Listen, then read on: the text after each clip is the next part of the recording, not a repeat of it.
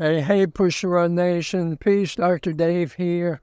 Sunday, it's the start of week 13 of my Houston Marathon training.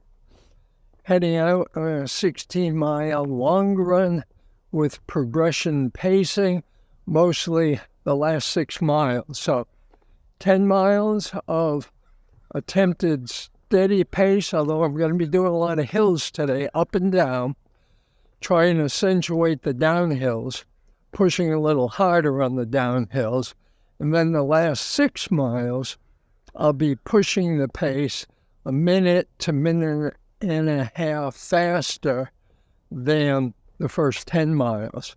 What this does is help you train not just your endurance for the long runs, but getting to that middle part of the marathon where you want to start pushing your pace a little bit. I really enjoy this type of training run. I've done shorter ones. This is the first longer run I'm doing. Like there's 16 miles. Next week is 24 to 25 miles, which will be my last long run, day before Christmas. And then I'll have 2 weeks downhill training through January 14th, when the Houston Marathon is. At this point in my training, I'm not trying to introduce anything drastically new as far as shoes, gear, supplements, anything like that. Only thing I am trying today, different, every 20 to 30 minutes, I'll be having one of the new unflavored UCAN energy gels with their new Live Energy carbohydrate source, which used to be called Superstart. Low glycemic carbohydrate source, pumps out steady energy, no peaks, no crashes, just steady energy over the life of that carbohydrate in your body. Also allows your body to use less glycogen for energy and more stored fat, which I like.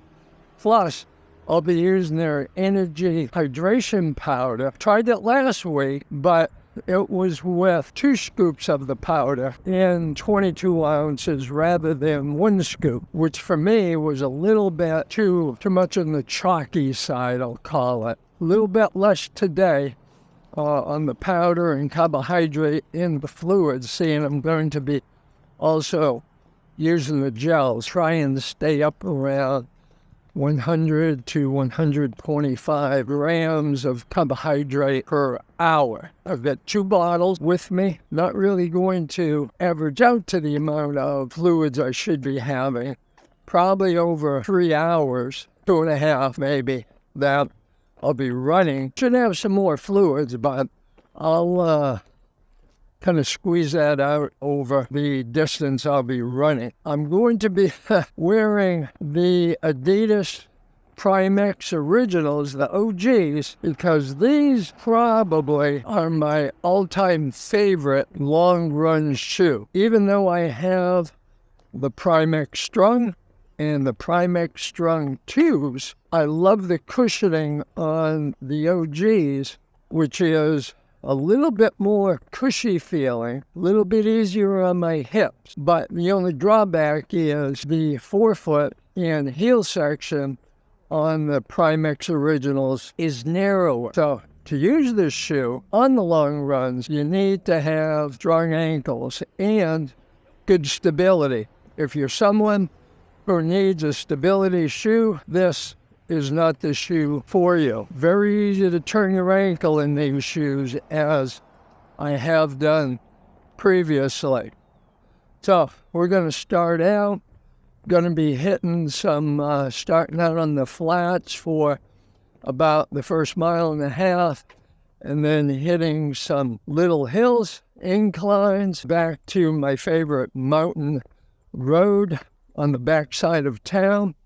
Up and down that a few times, coming back, hitting some other hills, and possibly doing that at least twice to get up to the mileage that I need. All right?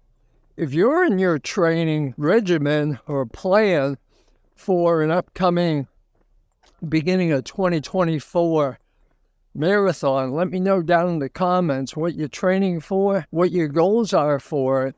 Have you tried any new gear, supplementation, anything like that in your training plan? If so, let us know. How's it working out for you?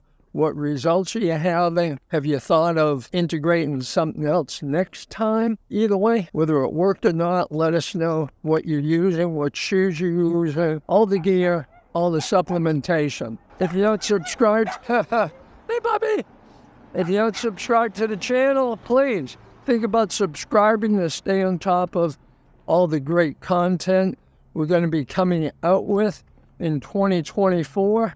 Going to be doing a lot of research into the supplementation, high performance supplements.